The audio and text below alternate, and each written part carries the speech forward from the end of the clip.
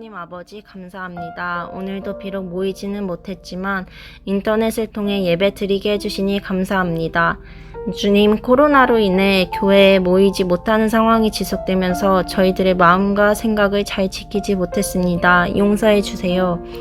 주님, 인터넷으로 예배를 드리더라도 저희들의 몸과 마음과 생각 전부로 예배 드리게 해주세요. 이제 말씀을 듣습니다. 말씀 전하시는 홍기선 목사님께 성령 충만함으로 함께 해주셔서 말씀 전하시는데 부족함이 없게 해주세요. 듣는 저희는 말씀 들을 때 깨달아야 할 것들을 깨닫고 실천할 수 있게 해주세요. 예수님의 이름으로 기도드립니다. 아멘.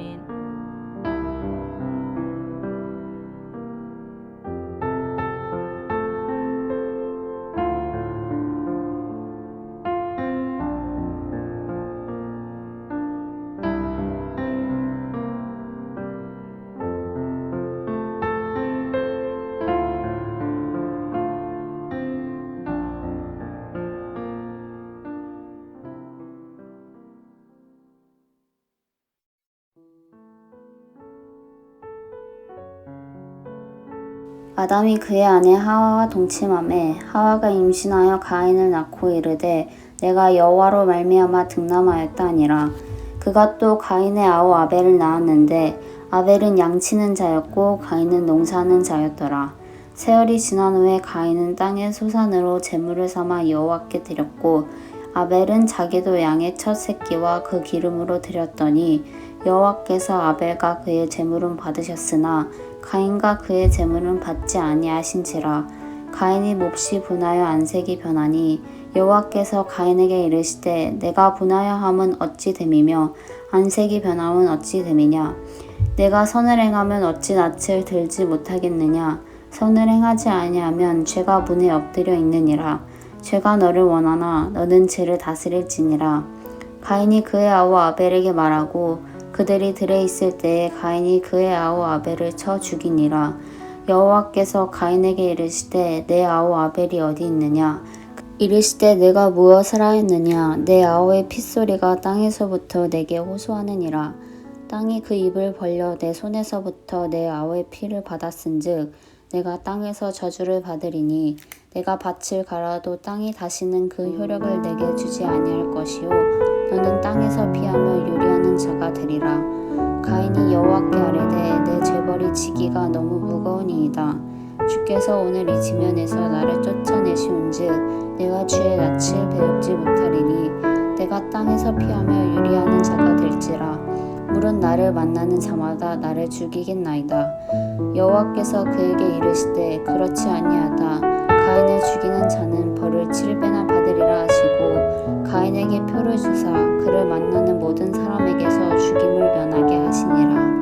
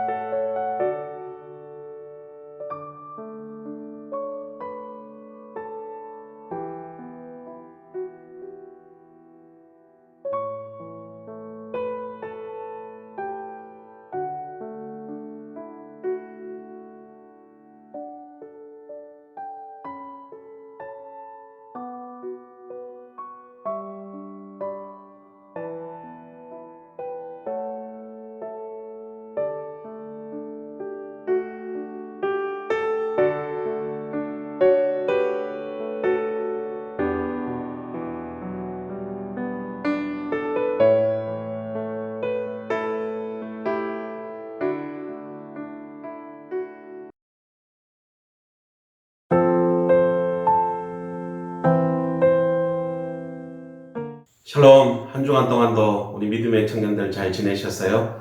또 부활절 이후에 첫 번째 또 주일 예배를 드리게 되는데, 또 부활하신 주님이 절망과 고통 속에 있는 제자들을 찾아오셔서 소망을 주신 것처럼 오늘 또 코로나19로 인해서 다들 힘들어하는 여러분들에게 또 하나님의 소망이 또 기쁨이 함께하는 그런 시간들이 되기를 주님의 이름으로 축복합니다. 오늘 가인과 아벨의 제사라는 또 제목을 가지고 함께 은혜를 나누려고 합니다. 모든 사람들은 자신이 추구하는 삶의 가치가 있죠. 그래서 생각도 다르고 또 그에 따른 행동도 다 달라요. 기업이 추구해야 될 가치가 무엇일까요? 그것은 이윤을 추구하는 것이죠. 돈을 버는 것입니다. 그러나 단순히 기업이 돈을 버는 것에만 목적을 두고 포커스를 맞추면 아마 직원들이나 또 일반 사람들로부터도 아마 존경받는 기업이 되지 못할 것입니다. 오늘날 한국 기업과 또 미국 기업의 차이를 들라고 하면 그 기업이 추구하는 가치의 목적이 다른 것 같아요. 미국의 기업은 이윤을 추구하는 것도 목적이지만 그러나 그 추구한 이윤을 철저하게 사회에 환원을 합니다. 그리고 혁신적인 사회 공헌을 통해서 많은 사람들로부터 존경을 받아요. 마찬가지입니다. 그리스도인들도 이와 같은 가치를 추구해야 됩니다. 나를 위한 삶이 아니라 남을 위한 삶, 우리 모두를 위한 삶을 살아야 된다는 것이죠. 나의 신앙생활이 모두를 위한 그런 삶이 되어져야 된다는 것입니다. 그래서 우리가 무엇을 위해서 신앙을 갖느냐, 이런 생각들이 참으로 중요합니다. 신앙을 나의 유익과 만족을 위해서 그런 가치관을 갖고 여러분들이 신앙생활을 한다면 결국에는 세속화되고 또 자기중심적이고 또 물질적인 가치만이 남게 되는 그런 신앙생활을 하게 됩니다. 오늘날 한국 교회의 위기가 바로 여기서 시작이 됩니다. 근본적인 신앙에 추구하는 가치관이 많이 달라진 것 같아요. 삶의 우선순위가 다 바뀌어져 버렸죠. 하나님 나라의 중심에서 교회 중심의 생각들이 철저하게 내 중심, 나의 목적과 이익을 위한 그런 목적으로 변했다는 것입니다. 교회도 마찬가지입니다. 성장의 결과로 이제는 교회를 조직화되고 운영화시키는 그런 일에 많은 관심을 가지고 있어요. 그래서 모이는 교회만 강조하고 흩어지는 교회로서의 역할을 잊어버릴 때가 많이 있습니다. 교회는 하나님의 교회입니다. 성령이 역사하시는 교회이지요. 그래서 우리는 교회를 중심으로, 그리스도를 중심으로 서로 사랑하는 그런 교회가 되어져야 됩니다. 그리고 그리스도의 이 사랑을 실천하는, 그리고 세상 사람들에게 보여주는, 사랑하는 그런 교회가 되어져야 됩니다. 여러분, 교회의 존재 목적이란 무엇일까요? 교회의 본질은 선교입니다. 그러므로 교회는 본질적으로 예배하는 공동체가 되어져야 됩니다.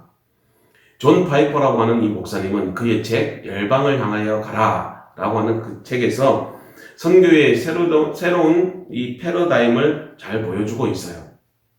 여러분들도 꼭 그 책을 읽어보았으면 좋겠습니다. 거기서 그는 선교는 교회의 궁극적인 목표가 아니다, 예배가 목표이다 라고 이렇게 정의를 내려요. 예배가 선교의 또한 원료가 되고 목표가 된다는 것입니다.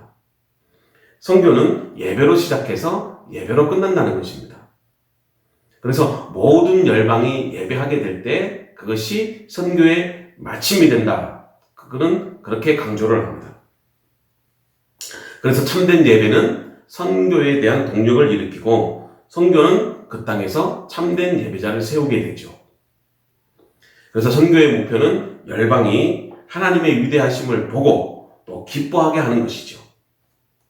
그래서 예배는 내가 하나님 앞에서 어떠한 존재이며 또한 내가 추구하고자 하는 이 가치의 최고의 표현이 예배입니다. 그래서 우리가 예배를 통해서 하나님의 나라를 경험하고 하나님의 나라를 이루어가고 그것이 하나님의 선교적인 목적에 부합된다는 것이죠. 그래서 초대교회와 기독교는 바로 예배하는 공동체의 목적을 두었습니다. 그래서 초대교회의 이 선교적인 열심은 곧 예배하는 공동체를 세우기 위해서 복음을 전했습니다. 다시 강조를 하면 교회가 예배를 상실하는 그 순간 교회는 교회로서의 존재 가치를 잃어버린다는 것입니다. 여러분, 예배란 무엇입니까? 그것은 말씀의 성육신화를 이루는 거룩한 의식입니다. 예배는 그리스도의 생명력으로 성교의 궁극적인 목적, 열방을 하나님의 백성으로 만드는, 그리고 변화시키는 그런 놀라운 하나님의 임재를 말합니다. 그리고 세상에서 예수 그리스도의 모습을 나타내는 것이에요. 그리고 그렇게 사는 것입니다. 그러므로 중요한 것은 우리가 어떤 예배자가 되는가, 하나님의 성교를 어떻게 이루어갈 것인가, 그 첫 출발이 바로 예배입니다. 오늘 본문 말씀을 보면 두 명의 사람이 제사를 드리는 것을 보게 됩니다. 바로 가인과 아벨이죠. 가인과 아벨이 여호와께 제물을 가지고 제사를 하는 것을 볼 때 아마 아담과 하와로부터 예배하는 법을 배운 것 같아요.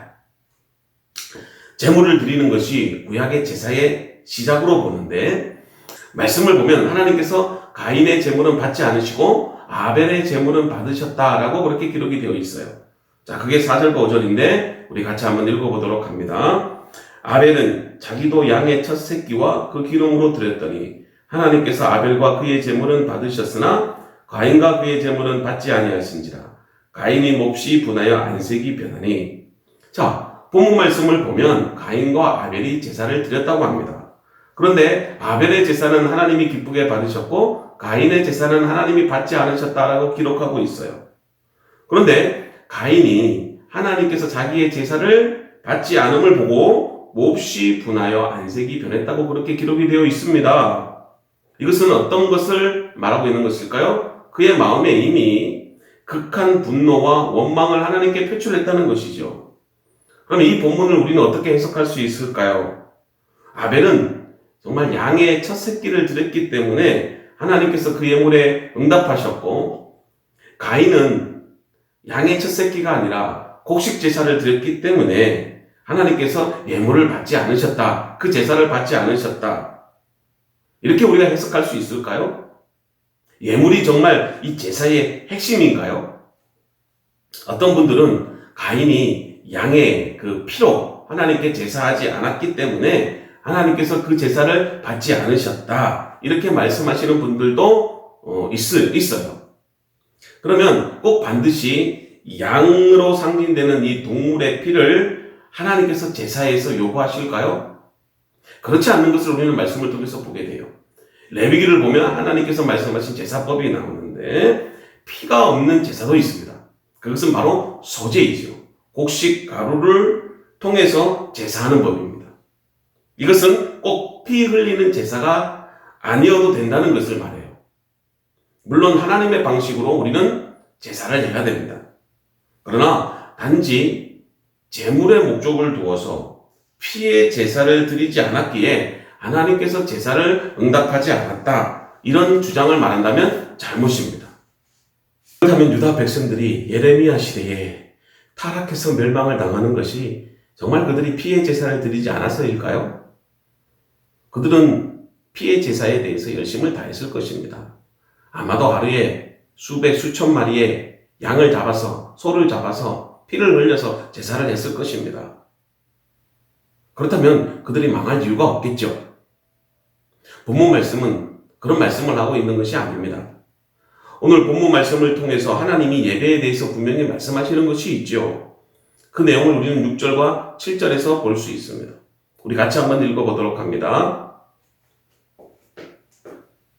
여호와께서 가인에게 이르시되 내가 분하여 하면 어찌 됨이며 안색이 변하면 어찌 됨이냐. 내가 선을 행하면 어찌 낯을 들지 못하겠느냐.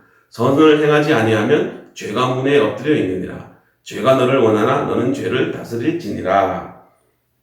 그렇습니다. 예배를 드린 후 하나님이 그의 제물을 받지 않는 것에 대해서 가인이 지금 하나님 앞에 분을 내고 안색이 변했어요. 그런데 7절에 보니까 하나님이 예배를 받지 않으시는 그 이유에 대해서 직접적으로 말씀하시죠. 그것은 가인이 선을 행하지 않았다. 오히려 죄를 더 좋아하고 그 죄를 즐겼다는 것이죠. 그렇습니다. 가인은 하나님께 예배할 때에 그렇습니다. 가인의 예배는 하나님이 보실 때 재물의 문제가 아니라 예배하는 가인의 그 마음과 중심을 보신 것입니다. 그는 예배자로서 온전하지 못했고 하나님이 기뻐하시는 제사가 아니라 오히려 그의 제사가 가증스러운 행위로 그렇게 드렸다는 것을 경고하고 계십니다. 그러니까 예배의 장소, 또 의식, 제물, 물론 이것은 중요합니다. 그러나 그것보다 더 중요한 것은 예배자가 어떤 마음을 가지고 어떤 모습으로 드릴 것인가. 깨끗하고 순결한 마음, 정결한 마음, 오직 하나님을 사랑하는 마음으로 우리는 예배해야 된다는 것을 오늘 본문 말씀을 통해서 우리에게 가르쳐주고 있습니다.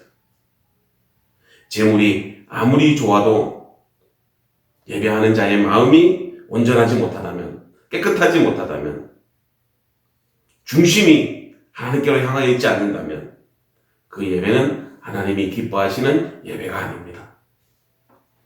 과연 오늘 우리의 예배를 묵상해 봅니다. 과연 우리의 예배 모습은 어떠합니까? 정말로 마음과 정성을 다하여 하나님을 예배하고 있습니까?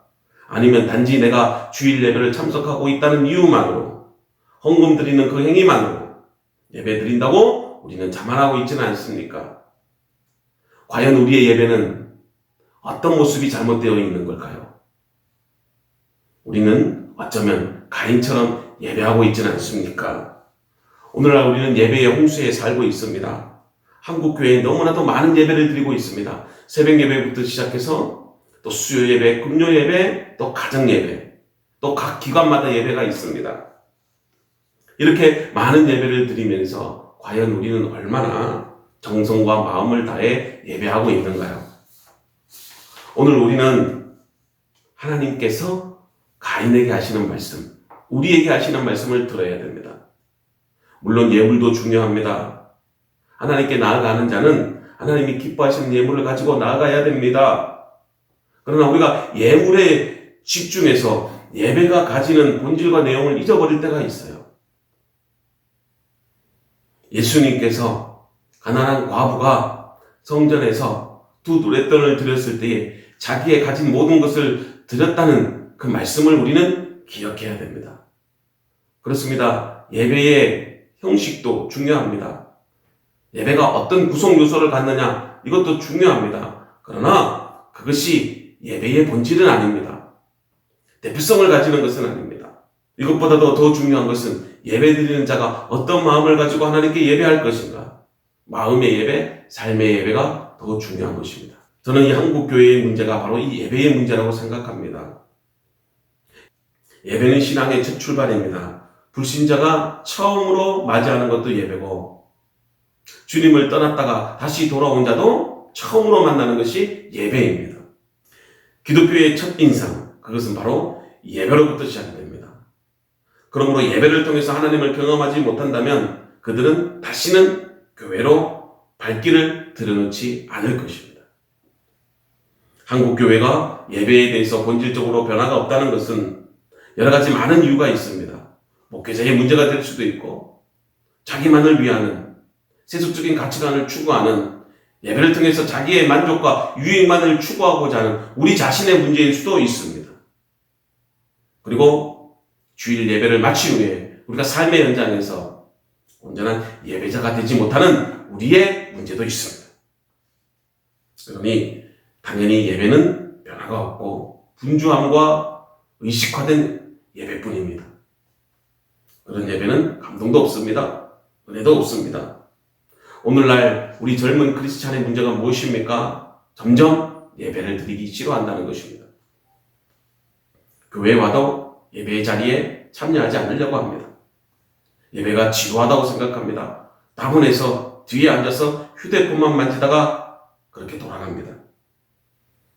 또 그렇지 않으면 주보를 만지작거리고 주보를 처음부터 끝까지 연구하다가 돌아갑니다. 피곤하면 졸았다가, 축도가 끝나면 가장 먼저 집으로 돌아갑니다. 여러분, 인생에 성공한 사람들의 이야기를 들어보면 자기가 추구하는 가치와 이상에 대해서 기대감과 최선의 노력을 다 할 때에 인생에서 성공했다는 것을 보게 돼요. 여러분, 예배생활도 마찬가지입니다. 신앙생활도 마찬가지입니다. 예배를 통해서 우리가 추구하는 가치와 소망이 무엇입니까? 그리고 예배자로서 우리는 정말 최선을 다하여 하나님께 예배하고 있습니까? 이런 문제의식을 가져야 됩니다. 교회와 목회자들이 예배자로서 비록 여러분들에게 강한 불신감을 준다 할지라도 하나님과 나와의 1대1 관계 속에서 예배가 형성이 되기 때문에 여러분들이 예배자가 되십시오. 사람을 바라보지 마십시오. 환경을 바라보지 마십시오. 내가 예배자로서 하나님과 온전한 관계를 유지시키는 것, 이것이 중요합니다. 예배는 믿음의 문제입니다. 제가 여러분들에게 믿음의 문제라고 말씀을 드리는 것은 예배는 구원받은 믿음의 증거가 되기 때문에 그렇습니다. 즉 예배로서 나의 믿음이 증거되고 내가 하나님의 자녀라는 사실을 객관적으로 표현이 됩니다. 예배자로서 나의 삶을 온전히 하나님께 드릴 때 그 사람은 구원받았다고 하는 확실한 증거가 됩니다. 히브리서 11장 4절 말씀 우리 같이 한번 읽어봅니다. 믿음으로 아벨은 가인보다 더 나은 제사를 하나님께 드림으로 의로운 자라 하시는 증거를 얻었으니 하나님이 그 예물에 대해서 증언하심이라. 그가 죽었으나 그 믿음으로써 지금도 말하느니라. 여러분, 여기에 보니까 믿음에 있어서 아벨은 가인보다 훨씬 더 나은 자였다라고 기록하고 있어요. 아벨에게 믿음이 있었다는 것을 하나님께서 예물에 응답해 주심으로 보여주셨습니다. 즉, 내가 믿음이 있느냐 없느냐, 그것은 바로 예배를 통해서 나타납니다. 그러므로 예배하지 않고 예배를 소홀히 하고 형식적인 예배를 드린다면, 그리고 여러분들이 삶의 목적이 예배가 되지 않는다면 그것은 내가 구원받지 않았다는 증거가 됩니다. 구원받지 않는 사람들의 특징이 무엇입니까? 믿음 없는 사람들의 특징이 무엇입니까? 그것은 예배드리기 싫어한다는 것입니다. 그렇다면 우리가 가장 시급히 회복해야 될 문제가 무엇입니까? 그것은 바로 예배입니다.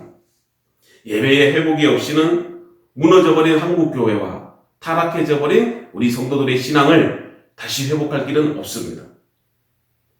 온전한 예배자가 되어져야 됩니다. 무너져가는 예배를 다시 살려야 됩니다. 예배 중심의 삶을 살아야 됩니다.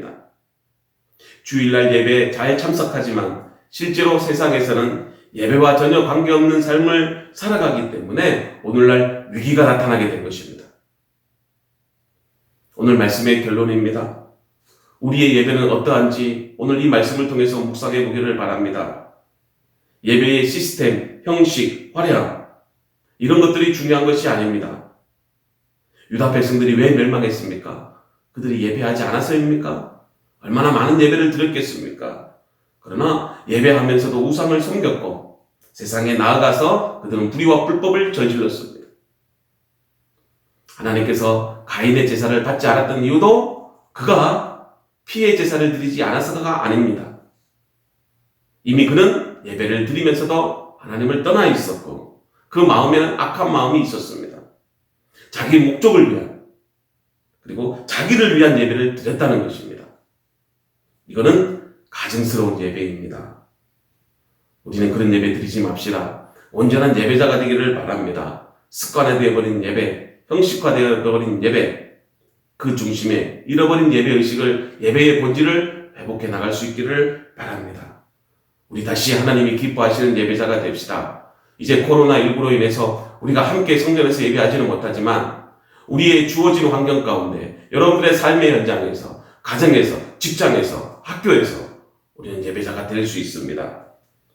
과연 우리는 어떤 마음을 가지고 예배하실 것입니까? 우리의 식어버린 예배에 대한 열정 다시 회복하는 계기가 되기를 주님의 이름으로 축복합니다. 기도하겠습니다. 하나님 아버지 감사합니다.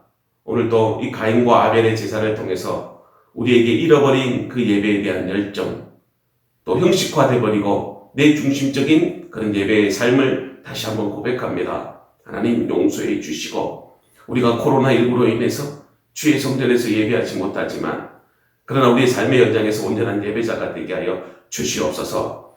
너무나도 형식과 외식, 예물에만 집중되어 있는 우리의 그릇된 예배의식을 고백합니다. 하나님 잃어버렸던 예배의 본질, 우리의 마음, 우리의 정성 다시 회복시키시고 온전한 예배자가 될 수 있도록 주의 성령께서 우리를 예배자로 만들어 주시옵소서. 예수님의 이름으로 감사하며 기도드리옵나이다. 아멘. 네, 안녕하세요. 2020년 4월 19일 비소청 광고를 맡게 된 손주찬입니다. 네, 한 주간 잘 지내셨습니까? 매번 하듯이 비소청 표 읽으면서 시작할게요. 시작. Let's start over. 다시 시작하자. 네, 그리 다음 이달의 말씀입니다. 갈라디아서 2장 20절 제가 읽어드릴게요. 내가 그리스도와 함께 십자가에 못 박혔나니 그런즉 이제는 내가 사는 것이 아니요 오직 내 안에 그리스도께서 사시는 것이라.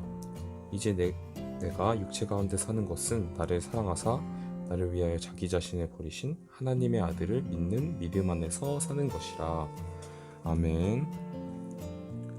네, 그리고 이달의 추천 찬양입니다.